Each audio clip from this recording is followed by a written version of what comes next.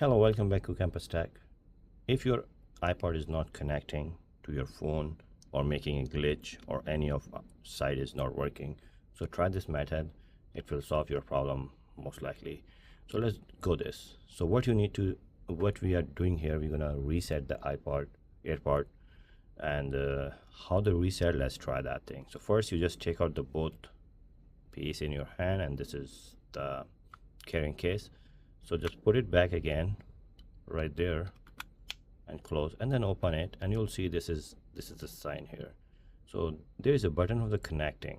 So just press and hold that button until you see this is a white, until you see this thing will blink few times. See, it is blinking, and now it's trying to connect it. Just keep press and holding the back button.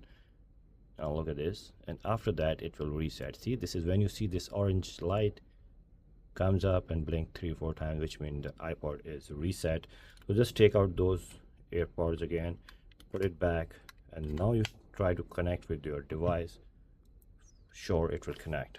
Thank you very much for joining me. See you in the next video.